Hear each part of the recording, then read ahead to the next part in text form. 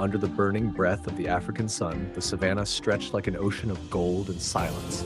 Once it had been alive with thunder, hooves pounding, wings fluttering, lions roaring across the plains.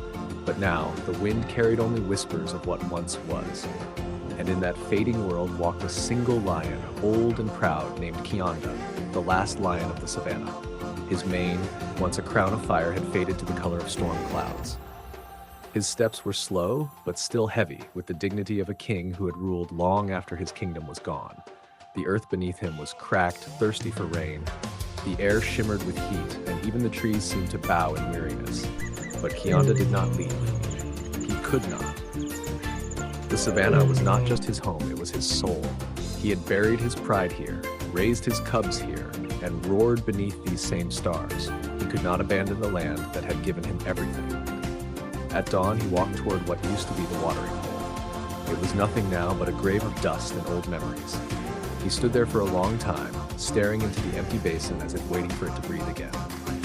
His reflection was gone, but in his mind, he still saw the young lion he once was. Strong, fierce, unbroken.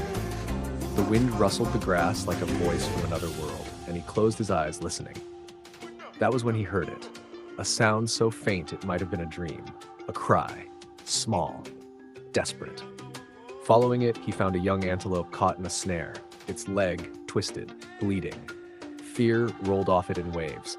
Kionda felt hunger clawing at his stomach, a savage reminder that he hadn't eaten in days. But then, as he looked into the trembling creature's eyes, something inside him shifted. He remembered his mother's voice telling him that kings protect the weak, even when no one watches. With a slow, deliberate movement, he bit through the wires, snapping the trap apart. The antelope hesitated, staring at him in disbelief, before limping away into the tall grass. Kionda watched it vanish, then turned back toward the horizon. His stomach ached, but his heart felt lighter. As night fell, the savannah turned silver beneath the moon. Kionda lifted his head and roared, not a roar of conquest, but one of remembrance.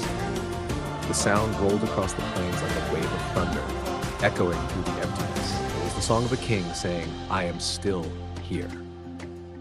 In a distant village, an old man looked up from his fire, listening. "The lion still guards the land," he murmured. Days passed, hunger grew sharper, but fate had one more test for the old lion. One morning he caught a scent, new, unfamiliar. He turned and saw a young lioness watching him from afar, her golden fur glimmering in the sun. She was thin, cautious, and alone. Kionda approached her slowly, his presence both powerful and gentle. She bowed her head. "I thought the lions here were gone," she said. "Most are," he answered. "Only I remain." "Why?" she asked softly. "Why stay in a land that's dying?" Kionda's eyes drifted across the plains. "Because it raised me," he said. "You don't leave what made you who you are." Her name was Suri, and she stayed. Together, they hunted what little was left, drank from puddles when it rained, and shared the shade beneath an acacia tree. She asked him questions about the past, about what it meant to lead, and he answered with the patience of one who had seen everything. "A lion's strength," he told her one night as the stars burned above them, "is not in his claws or roar, it's in his heart. The savannah gives us life, but it also takes it away. Our duty is to live with balance." Suri listened. She watched him walk, slow but proud, and she learned. She saw how he moved through the grass like part of it, how he respected every creature, even his prey. In him, she saw not a dying king, but a living lesson. As time passed, Kionda grew weaker. His hunts became shorter, his rests longer, but he never complained. One dawn, when the light spilled gold across the horizon, he called Suri to him. "My time is ending," he said quietly. "When I'm gone, the savannah will be yours to protect." She shook her head. "Don't speak like that."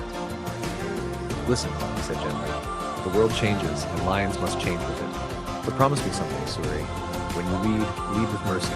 Strength without compassion destroys everything it touches." Tears filled her eyes. "I promise." Kionda smiled faintly. "Then my story is complete." He rose, his body trembling, but his spirit unbroken. Slowly, he walked to the top of a hill overlooking the plains, the same hill where he once stood beside his pride. The wind stirred his mane, the sun setting fire to the horizon. There, with the land beneath him and the sky above, Kionda lay down. The earth felt cool against his fur. He closed his eyes, listening one last time to the breath of the savannah. and as the sun set, he exhaled softly, his heartbeat melting into the rhythm of the wind. Suri stood beside him, tears falling silently. When the stars appeared, she lifted her head and roared, a roar filled with grief and strength, echoing across the land. It was her promise, her farewell. The next morning, rain fell for the first time in many seasons. The dry riverbeds filled, the grass shimmered green, and the savannah awakened as if the heavens themselves mourned and blessed the fallen king. From that day, Suri became queen. Her pride grew under her rule, not through fear, but through respect. She taught her cubs what Kionda had taught her, to hunt with purpose, to lead with honor, to protect even the smallest life. When they asked about the hill where no lion hunted, she would smile softly and say, "That is where the last lion sleeps. He stayed when the world gave up. He guarded this land until the rains returned." And when thunder rolled across the plains, the cubs would whisper, "Kionda," because they believed the sound was his role, still guarding, still watching, still proud. Years passed, seasons turned, the savannah bloomed again.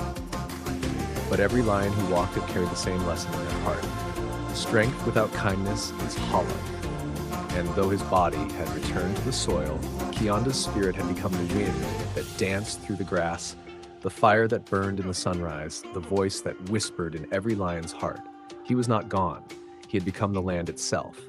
The last lion of the savannah lived forever, not in legend, but in the heartbeat of the wild.